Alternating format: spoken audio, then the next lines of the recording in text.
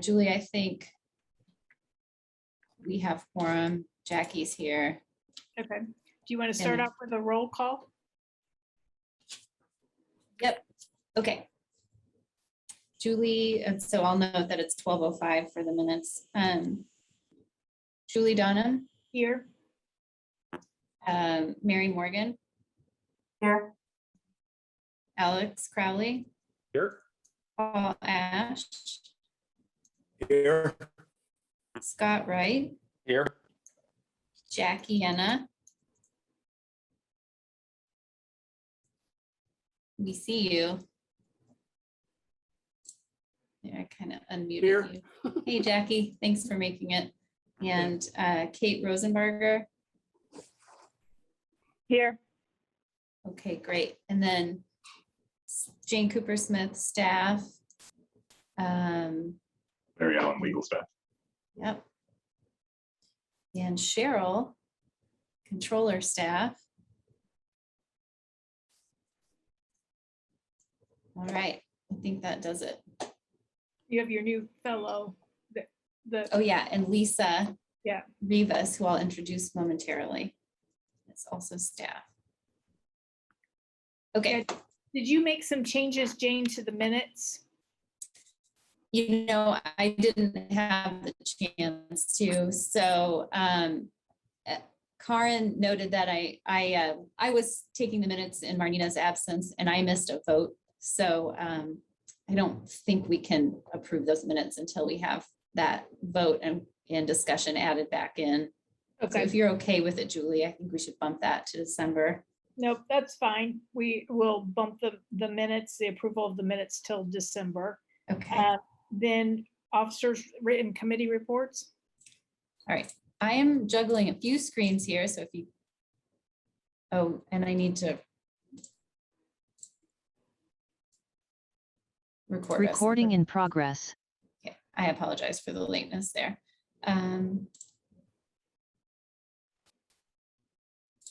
So I'm going to screen share. All right, here, can you all see the meeting packet with the BUEA 2021 grant commitments? Okay, this is our stand-in for financial reports this month. So Jeff was out and has had his hands full, and so we don't have our formal reports to review. I'll talk to you all about what we did last month, and then also I want to introduce Cheryl Gilliland, who is joining us from the Controller's Office, and she will be taking over our bookkeeping and doing financials for us. So that's super exciting. Coincidence that she was available today right after receiving BUEA as an assignment. So I do not anticipate that we will have these delays going forward. Cheryl and I will get together and have everything ready well in advance for the next meeting. So welcome, Cheryl. And then in terms of our activity last month, on the expenditure side, this is also, I apologize, we paid $675 to Bloomington BUEA Economic Enhancement Scholarship to Bruce Tabor Architects. They pursued some training.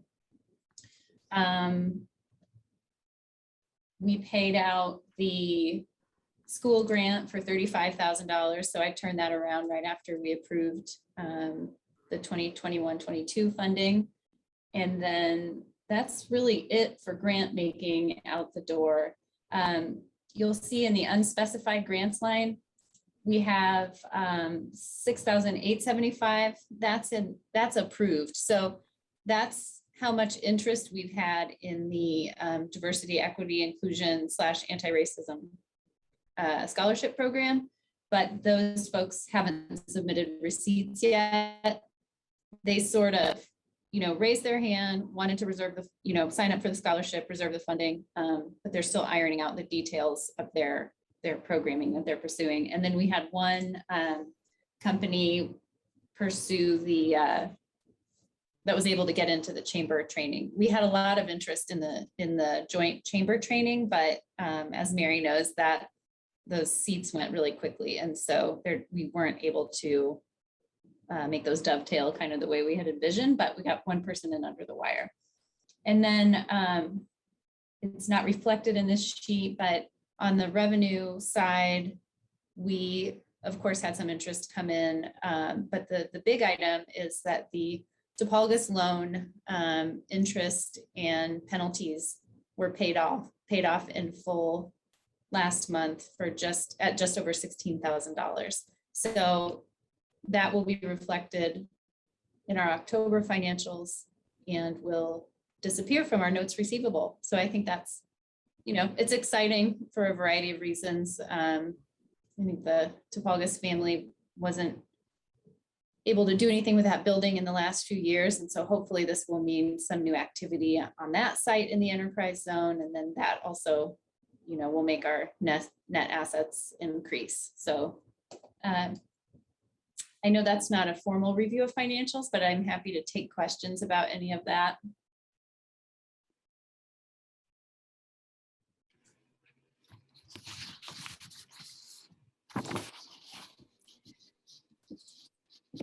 So Jane, I marked a couple things. In professional fees, I know we've agreed to pay the city the $35,000 and then we moved it to $40,000. But it looks like we haven't paid it like in 2018 or 2020 and 2021. Oh, sorry, I hadn't moved on the budget yet. Sorry. Okay. But that's all that is next. So if you're ready for it, I'm ready for it. Okay. Does anybody else have any questions about the expenditures for the month? Okay. I think we can move on to our plan is Jane wanted to present a budget that we could have some discussion about and then have a month to kind of think about it and then come back and discuss it and approve it in December.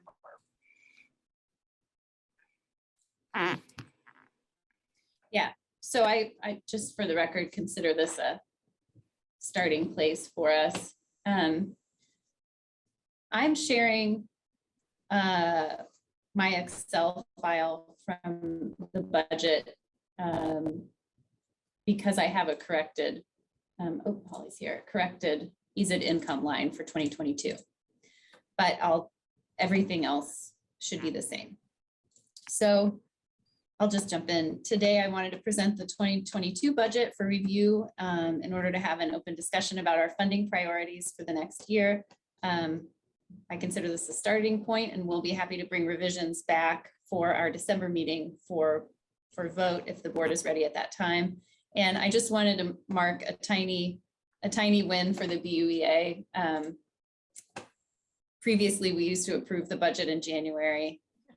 Last year, we approved it in December, or we reviewed it in December.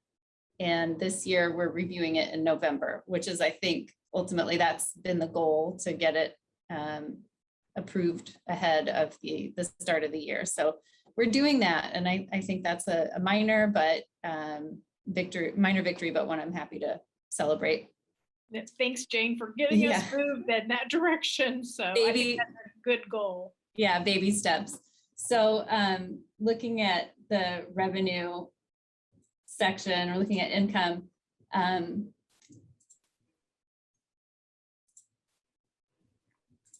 so EZID income in 2019, this doesn't separate out the RDC payments. 2020, I pulled the RDC payments out. So in your version that,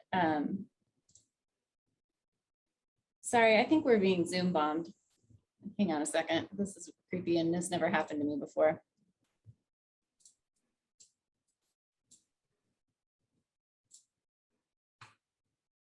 I'm sorry, you guys.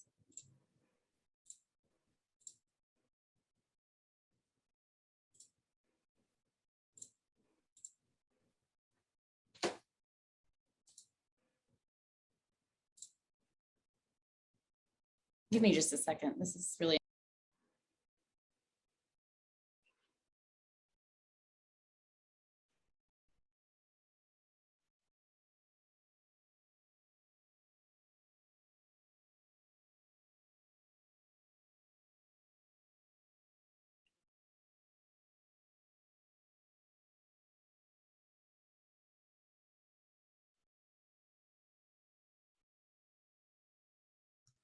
Jane, is there something I can do to help while you're presenting? You want me to keep an, if you make me a co-host or something, I can keep an eye on stuff?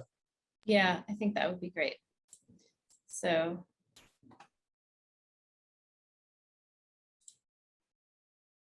Okay. There you go, Alex. And if you don't mind, I think I've got the strangers out of the meeting, and then there seems to just be a barrage of people trying to join. So that's just a new experience here today, folks. Okay, so I'm going to screen share again. Sorry, this is so clunky today. Okay. So yeah, revenue numbers. Let's start with 2021. So EZ income, this is the last year of our big Catalent EZ. Next year, it'll roll off. That's about $204,000 rolling off. And then they filed a new personal property EZ. So that's an additional 90,000 or so added back in. So we've always known there's going to be a cliff next year. But kind of happily, the cliff is not as steep as it would have been normally. And then the EZ loan interest fee, Julie, I separated that out, and it is lower. So we saw $37,000 in the EZ loan interest credit program. A big increase in the AIEZ refund fee. That's just based on whatever the cost of the lobbyist is. There aren't a lot of overhead costs for the AIEZ, although they have been really engaged this year and are looking at some legislation next year. So I assume there will be more activity. And then the earned interest line, I just pulled this from our September financials, and I'm not exactly sure why it's low. So I have a question, I have a query out to Jeff, but I would, I just don't know why that's low. So we could see a $5,000 or $6,000 bump here or not. I'm just not really sure. So I left it off of the budgeted 2022. So with that, our projected income is 341,894.10. Jane? And then, yeah. And so in our discussion the other day, I understood that the 2021 end of year EZ income, Catalent had not paid yet. Right, but they're just late and they will pay. And I've been in communication with their accounting firm, and as of last week. So I included it in here as if we had received it. But okay. Yeah, but it would not be reflected on our official financial reports. Okay. Because it just hasn't come in. Well, We'll enter it as a receivable. Okay. But I fully anticipate, I asked them to pay that ASAP since it's so far overdue, and they had already filed an extension this year. So I'm not sure if that's why it's late. Just don't know. But this EZ income reflects, as if we received that payment, which we will receive. Okay. All right. So yeah, based on the cliff, and then, I didn't really know what to say about the loan interest credit fee. So I left it as what we had calculated before. A lot of that activity comes from German American, incidentally. Yeah, so that puts us at 341,894.10. And then Julie, you had asked about the professional services agreement. Yes. The way we constructed that contract in 2021 was a max limit of 40,000, and the board, I think, was going to just decide if they wanted to pay at 40 or 35, depending on how the year went. But I don't know, Larry, if we need a formal vote on that. I mean, the way the contract was written, it seemed executable to me at 40, but Larry, do you have any counsel? I don't remember off the top of my head, but contract was entered at 40, the amount would be 40. I don't remember, though, going back through the minutes, what was the discussion. I'm happy to review that, and then we can figure that out in the December meeting. Yeah, well, I think, My question there was, it looks like it wasn't paid in 2020 or 2021.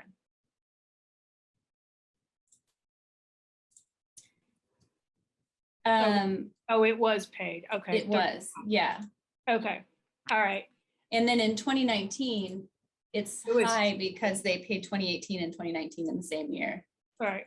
And I recommended leaving it at 40, although I now seeing a little bit more how the sausage is made, I do think it's a good value for the BUEA. I know we're not perfect, but you get tech support, legal support, accounting support, and program management, all for 40 grand. So anyway, I left it there for 2022.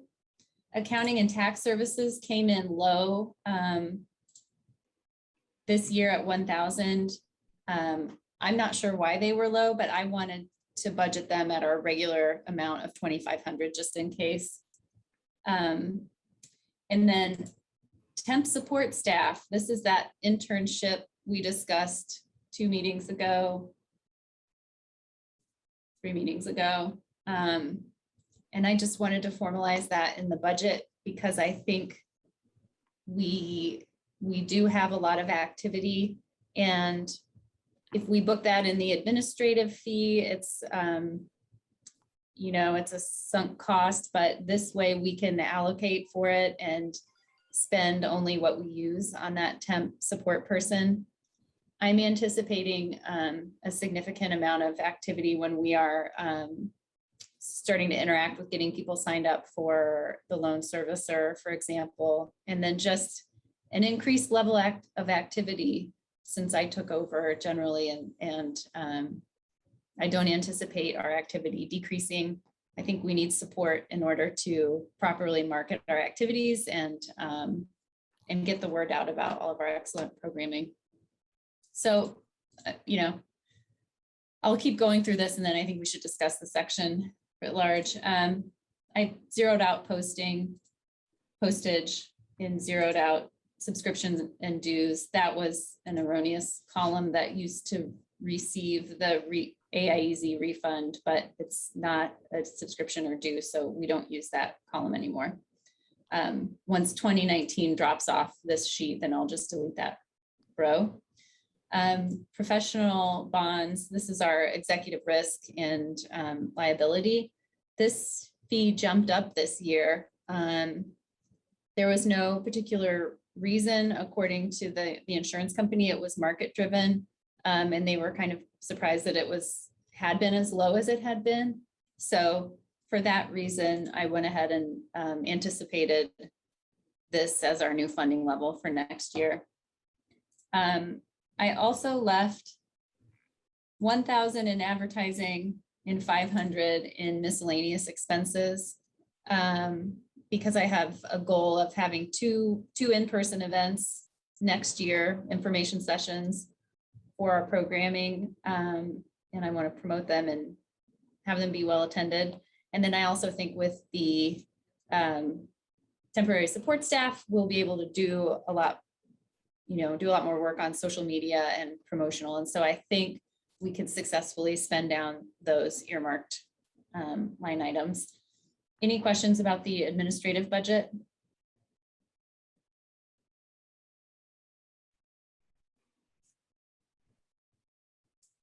I'll just keep going and pipe up if you have questions. Okay, grant making budget. And I'll just back the frame up and remind you, we have all of our COVID response funding down here and one-time expenses. So this is our annual grant making budget. We funded MCCSE at 35,000 this year. I listed them at 35 again for next year. Resident scholarships, we have committed 9,000 to zone residents so far this year, and I'm pretty confident I can get one more scholarship recipient signed up by the end of the year. So I've left that. We increased that funding amount last year, and I think it's great, so I left it. Lemonade Day, I left at 2,500. I think the board, generally speaking, likes supporting that program. And Boys and Girls Club has not indicated a need to change that sponsorship.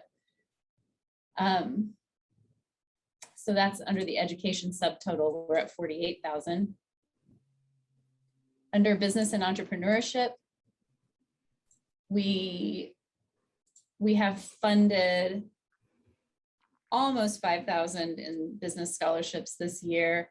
I think I might be able to get it all the way up to 5. There's one person I'm talking to who has like $220 left in her fund.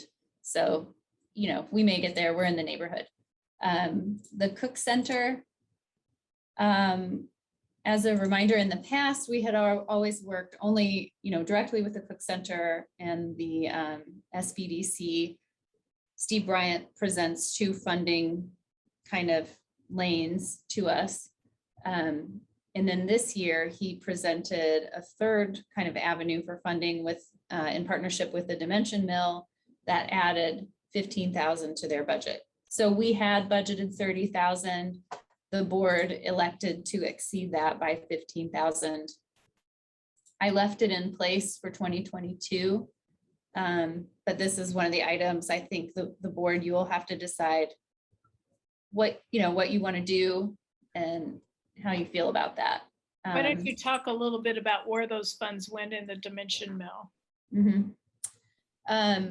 They went, I think, largely to support Reboot, which is, and I apologize, I don't have the contract in front of me, their program that uses entrepreneurship as a way to support people who haven't maybe always been centered in that community. So it's helping people if they have, if they've come out of the carceral system and are having trouble finding employment.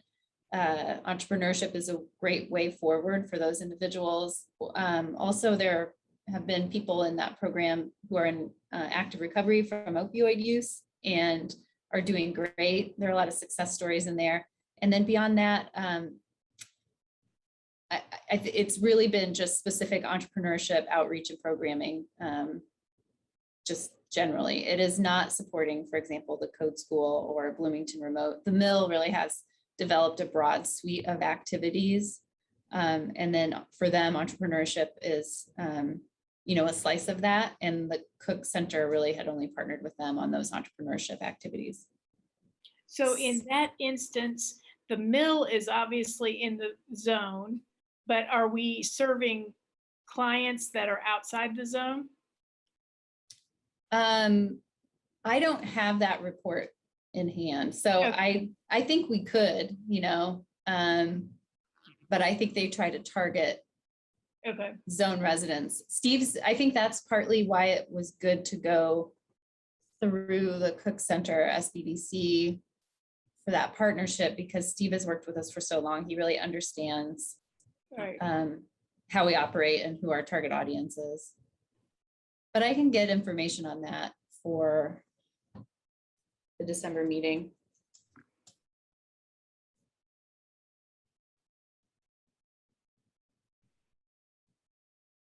Do you guys want me to keep going, or do you have any additional questions about that one?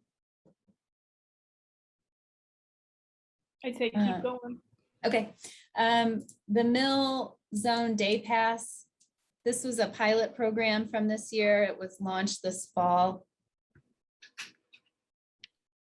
I think perhaps it's got too many levels of complexity to make an easy pitch to the public.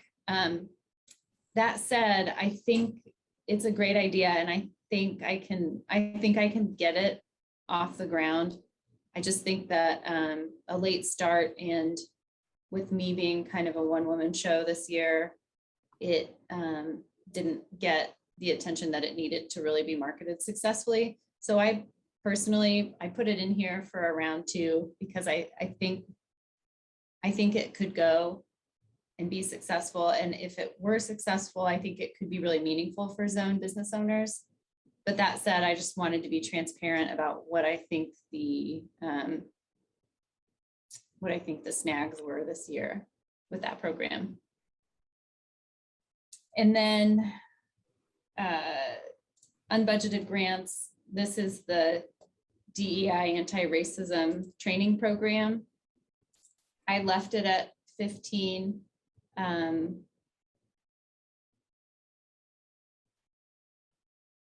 Sorry, this is funny. I think I put 15 in there because I think I can get that committed by the end of the year, but it's the number that we have actually committed year to date was just north of 6,000. So, sorry. Looking at my packet, 6,875. So that was after we had kind of a late launch to the program. Again, it's like a multi-layered program. I think the main snag is not a lack of interest. I think the main snag is that people want to pursue this program. They don't know what training they should be using. They don't feel like experts. They're coming to me and they want recommendations from the BUA about what programming to pursue. So I think we could retool this a little bit and work with some community partners to get recommendations on programs that might be appropriate for businesses in this ballpark. And then simultaneously, the board had asked us to connect with some business owners of color to find out what their needs are and how this grant line might better support them next year. Lisa and I have issued or sent out a survey. We haven't had feedback on that yet. So we'll push that back out on social media until we have feedback beyond the anecdotal feedback that I have from just two people. I don't know that we can make a recommendation on how it should be retooled, but I feel confident that we can do work in this area at the level of $15,000 in 2022. So I left it there. Jane, do you yeah. think it would be, do you think there's enough interest in increasing that line? Do you think that there have been enough people who could independently use it to, increase it, say, $5,000 for next year? Or do you think we need to still work on the marketing? I mean, I'm happy to see the advertising marketing budget because I do think that that's a challenge and that there are programs that could be more widely used if people knew about them. And I think the DEI is probably one of them. Yeah, I agree. I think this is one of those areas where there's kind of unlimited need, right? So it really is a matter of making it easy for people to understand what it is and how it will support them. So I really think it kind of hinges on that messaging, connecting with the public, but also having time and ability to really connect zone businesses with training solutions. So we are still talking about training solutions, not like, I think somebody had mentioned operating funds at one time. Well, businesses have offered feedback that they would like to have direct support. And I like the idea of providing that direct support to businesses under this budget line as well.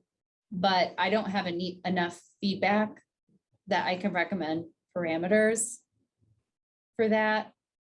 I had said to the board that I believe they need advertising and they would like more training program because that's what these two businesses had said to me, but the board wanted broader feedback and I think that's reasonable. So to Mary's question, $15,000, it's like, it makes a dent, but if we're going to consider offering direct support to minority business owners, then I think it would be good to bump the line up to 20 and then look at that $1,500 in miscellaneous expenses and marketing expenses to try to get the word out. I'm not giving, yeah. Part of my question is whether, is it premature now? I mean, do we need to leave it at 15 and then with the understanding that if we, you know, as the year progresses next year, we would still have reserves that we could transfer into additional funding. Is that Yeah. right? Mhm. Yeah, absolutely. I mean, I defer to you all. I think that is I think that would be a nice way to approach it. Because the board has been responsive when we determine that there's community need. Conversely, we kind of want to measure twice and cut once. So Julie, I'd really be interested in your feedback or anyone else's on that. Yeah, you know, I don't have a problem with increasing that. I do have a problem with, I think it ought to be used for scholarships, for education, for those kinds of things. I have an issue with it being used for operating expenses. Because I think we're just going to set ourselves up that that's probably not a good thing. Mm-hmm. Yeah. So what I'm hearing is there's some interest in increasing the line, some interest in increasing the way those funds are used, but not an interest in operating expenses. Well, that's just me, but Yeah. So I guess my opinion, you know, and sort of thinking through, and I know last month I was having an issue with audio, so I definitely apologize for that. And it really is to kind of get, you know, a little bit more feedback from business owners locally about the things that they're doing, you know, in terms that are enhancing DEI. One of the things that, you know, as a minority business owner that, you know, I'm cognizant of is the inclusion aspect. It just kind of comes through, you know, and who I'm partnering with, and, you know, and not being offensive and all these different things. So it's kind of baked into what we do in a lot of ways. So, you know, if we could reach out, it's not direct payment, it's not operations cost, that type of stuff, but, you know, soliciting, you know, hey, in some senses, what are you doing, and having the minority business owners in town, you know, have a say in a sense, and you know, how we make our environments much more inviting, how we're getting, you know, students of color off campus and into the community, how we're, you know, getting LGBTQ plus folks, you know, feeling safer in our communities. Like, these are things which I think we all can kind of to buy into. And I think that a lot of the, you know, a lot of the folks, the minority folks, and marginalized folks historically who are here with businesses, those are the folks we should be asking. So in a sense, I really like the fact that you've got, unfortunately, I wasn't able to access the, you know, what you put out earlier this month, late last month, James. So I'm looking forward to getting into that and just getting feedback. So Yeah. I think we have some time. And I Yeah. agree, non-operational, I agree with that, much more so, you know, getting feedback and working through there. Okay. Just acknowledging that feedback, and Lisa is here and she and I had put that survey out. So we'll push it out and we'll continue to work on getting, you know, it's like a friend raising opportunity, right? We get to go talk to businesses directly. We kind of fire that off to our monster BUEA list. And I think one-on-one will be a better way to help people understand what it is that we're trying to learn and what it is that we're trying to do. So yeah, received. So I guess to wrap up the business section, I had kind of been, I had one other goal for the business scholarship program line. And I have the same goal for the resident scholarship line, which we covered under the education category. And it's that we're working on acquiring grant management software in ESD. And this should really streamline and I hope lighten the kind of management load of these programs. And I think it will make it also easy to launch these as semi-annual or annual grant programs. They've never been competitive in the past. They've always been first come, first serve. And I think they can operate that way going forward. But I think having them on a cycle will really just improve efficiency and make it easier to promote those programs. So I wanted to call that out as a 2022 goal. And then I wanted to also ask the board if there's any interest in considering changing the parameters of the scholarship program. So we have made these once in a lifetime. These are, you can win it once, use it once, and then you're done. One and done, as a modern person who knows how to speak would say. But in the one-time expenses category, you'll see that we have $10,800 unused. And then this year for our business program, we got pretty close to 5,000.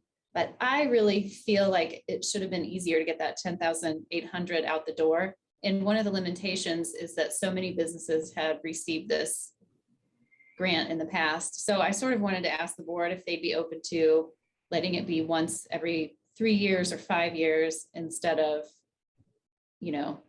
once in a lifetime. And I don't think this is a formal decision. I think I'm looking for feedback.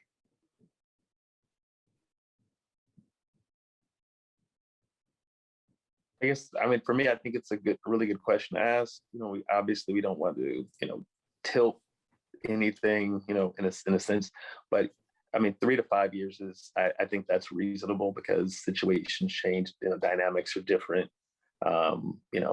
That's my opinion. And, the one and done thing, a lot of small business owners and things like that are thoughtful. A lot of people in the community are thoughtful. They come up with really great ideas. So it might not be great to limit them if they can see the benefit of having something, years down the line. I agree with Scott. I think that especially, I guess my one concern would be people who are sort of connected to the BUEA and would be able to keep coming back to the well. Yeah. Which is why I go back to that advertising and marketing piece. I think the more outreach is done, we can ensure that it's a broader understanding of what's available. So you won't have that, you won't have the same, 5 businesses coming back every 3 to 5 years to take advantage of it. Or maybe that's fine. I mean, maybe they do the work, so they get the reward. Yeah, I think there are more businesses out there, and we have been, laying some groundwork to increase, who's participating in our programs and getting more email access to them. But I think there's a lot more to be done. So,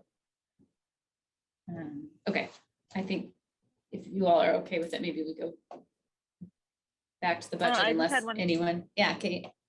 Yeah, just one thing. I agree with Mary and Scott as well. I think, a 5-year something is okay, maybe with preference for people applying for the first time. I have a question though. Is that a specific amount per organization, or how do we allocate those dollars? It's capped at 1,200 per organization. Okay. But often in the past, people, I mean, there's a range. People often don't use the full amount. Sometimes they've carried it over, and then often they do. Often they'll do a $5,000 training and they'll just take the 1,200 off the top. And last year, you may remember, we increased our zone resident scholarship to $1,500 per recipient, but we elected not to increase the business scholarship because we still felt like $1,200 is a pretty meaningful amount for a training for a business. Yeah, I remember that as a resident. Thank you. Okay. Anything else? Any guidance, council feedback on this Cook Center Mill partnership?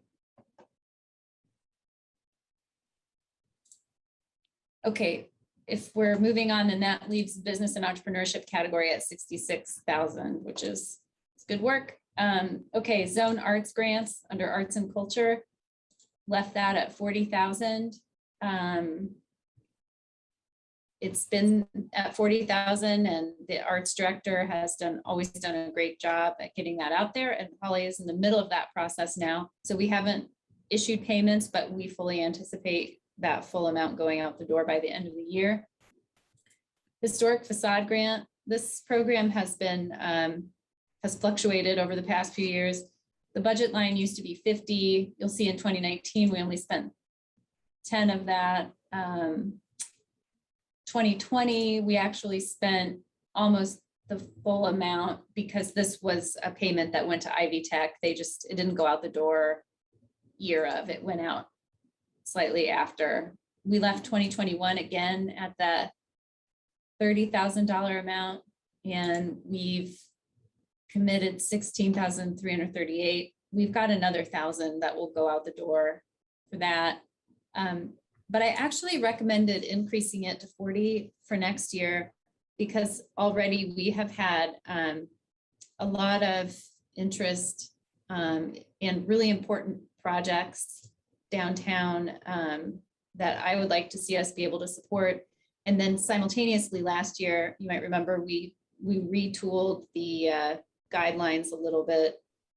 I think there's still a max cap of 20 grand per year, but we would fund 4 facades at 10 grand. So I think this is a good amount. It's not super aggressive to add $10,000 back in, but I would like to see us be able to support the important projects that are already kind of popping up on the radar. City art program.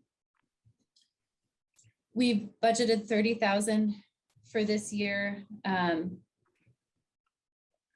And Holly is on the call. And so Holly, you may remember, has not been here for too long. She's our newest department member. And I think was pretty focused on BAC and the BUEA joint cycle this fall. And so is working on funding for the city art program. And I think what we've been discussing is adding it to the pot for the Trades District Gateway sculpture, which has been hindered and slowed down by the increased costs of supplies. So that's a metal fab sculpture, and those costs have just skyrocketed. So I think that's what she's leaning toward. This budget line has always been at the discretion of the arts director. So, you know, in the past, Sean would not seek permission for what he's funding, but he would always come back and report on it. Whereas with the BUEA grant cycle, you'll remember the way that has taken place in the past, he would bring kind of a proposal packet that detailed what organizations would receive what funding, and then the board votes to approve that as a group. So I left those at the same funding line. Strategic communications professional will disappear after next year. That was a one-time expense. So that leaves our arts and culture funding at 110 and our total annual grant making budget at 224,000. Moving right along, we're at 1248. Sorry, I'll try to get us through this, everybody. One-time expenses. This is all the great work that the BUEA did in response to the COVID-19 pandemic. You guys really came to the rescue. It was awesome. This includes our increased grant amounts and administrative costs at 150,000.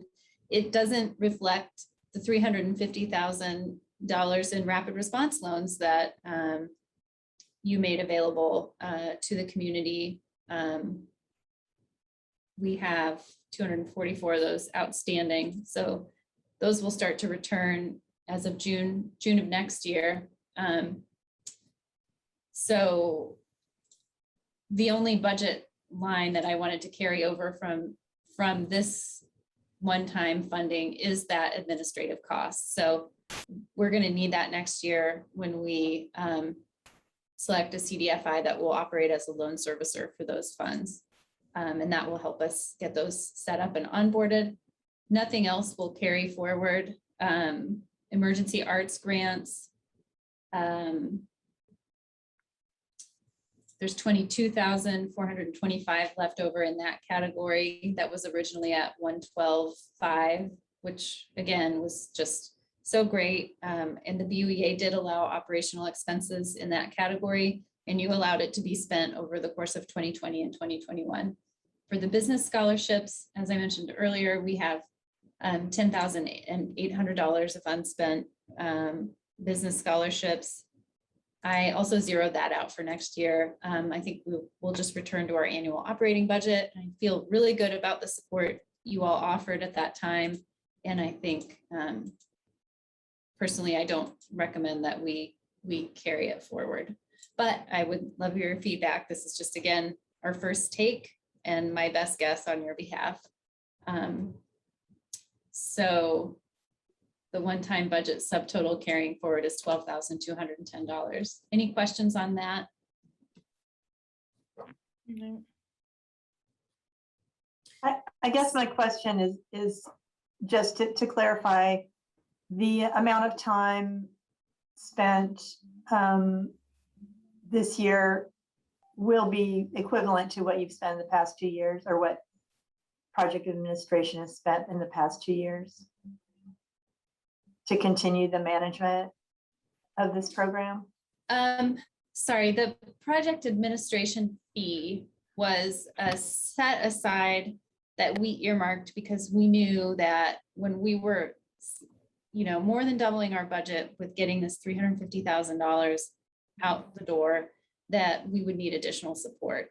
And the way that we ended up, the pitch that I kind of made to you guys, and the best way I see for looking at this set aside isn't with the day-to-day staff time involved in program administration, but really just lumping it for the fees that we are going to have to pay a loan servicer. So, Gotcha. Okay. so got I it. set that aside, but I'm also happy to talk about workload. I think that factors more into the temporary part-time position that I added under the administrative budget. Is that Yeah, thank you. okay? Yep. Okay, and then does anybody have more questions about that? We're at 12:52. You can email me questions or call me later on if things come up. So total income, based on, again, projections, total income is at $341,894. Total expenditures then would be $291,710, with a net income of $50,184. I think this is a nice amount of, I guess, kind of wiggle room, depending, like the loan interest column, that's sorry, the EZ loan interest column. This is one that's not predictable for us. It's just, it depends what activity the banks have. So they could do zero. I don't think that's likely. I think could come in lower again. We don't know. So 50,000 had always been kind of our guess in the past. And so I left it there. Any questions, big picture about the budget or the process? The BUEA has reserves in addition to what's budgeted here. Right. Yes. And what is the amount? Like, can you remind me? Yeah, let me just pull up last month's. I guess my overall question is, I want to make sure that we're not sitting on money that can be deployed in the zone, and that we're just, so that's just sort of a comment. Yeah, well, I mean, in a sense, we are. In the past, the BUEA has always, as Alex likes to say, kept its powder dry, I think, so that it would just kind of be able to ensure its activity in future. And we know that our annual EZ income will continue to kind of decrease. The BUEA will be able to administer the EZ deductions going forward, but those are realistically only going to come in on personal property. So Yeah, so this is just to say we have, and I'm still looking for my statements from Jeff. I'm sorry for not having this ready to go. That's okay. Maybe that's something we can just add to as a discussion point in December. Yeah, I mean, I think that's, you've gotten at the kind of crux, the crux of it all for us. Okay, here it is. But what was it, 3 years ago, we were asked to give $1 million. Yeah, so total current assets are just over $2.2 million, Mary. So just to elaborate on what Jane was just saying, there comes a point at which we will not be able to accept new EZID applications, right? And so that will create a dynamic where the revenue will begin to roll off, right? It's not actually correct anymore. We at this status gets tossed around at the state level occasionally, and the most current version of our future is that we can administer EZIDs locally as in perpetuity. But there's some question in the session next year about, and Mary probably knows more about this than I do, about what will happen with personal property. So the restriction then is locally, we can't really approve real property EZIDs. And that's where the big money is. That's where the big income is. So we're restricted to personal property EZIDs. And those are just harder for small businesses to really see much ROI. And then if the state decides to do away with personal property taxes, then I think that's a definite, that's a very definite and dramatic cliff that we would fall off of. So that's a lot of what the AIEZ's lobbying activities will be consumed with next year, from my understanding, and they will report back to us on that. But we do have the ability to continue accepting personal property EZIDs going forward. So the reserve ends up being really an extension of the ability for BUEA to administer grant funding. Yeah. Right. Yeah.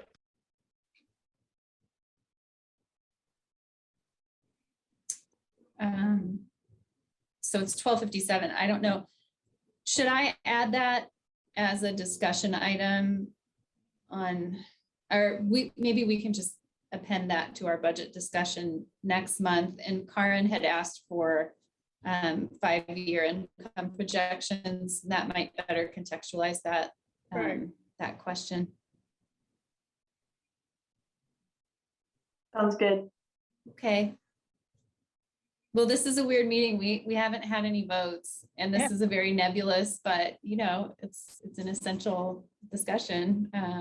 So I appreciate it. Julie, do you want to? Yeah, Kate. I just wanted to quickly say thank you for getting this out here ahead of time. This has been great for me, for sure, to see it in advance. And I think there is a congrats in order for you that this is the first year to get it done in November. And I think that is very exciting and wonderful. It's the little. I totally things. agree, Kate. So. Well, warts and all, it was sent out there, but the December version will make sure that's squeaky clean and I'll include the projections separately. So thanks you all for the discussion. Is there Julie? Is there anything, other business? Do you want to talk about board vacancy or? Well, we sort of touched the I think DEI was the other unfinished business, and we kind of talked about that and what that status is. And same, there's no update on the board vacancy from my perspective. I had some action items assigned to that, and no new information. Okay. All right. Does anybody else have anything that needs to come before the board? If not, I will entertain a motion to adjourn. Motion to adjourn. Thank you. Thank you.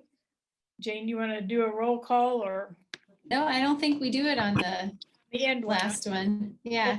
Thank you, everyone, for this. This was a good discussion today. And Jane, thanks for your help in getting this all together. We really Yeah. appreciate it. So, Well, back at you. Thanks for all of your service, everyone. We'll So- see you in December. all right. Thanks, everybody. Bye. Bye-bye.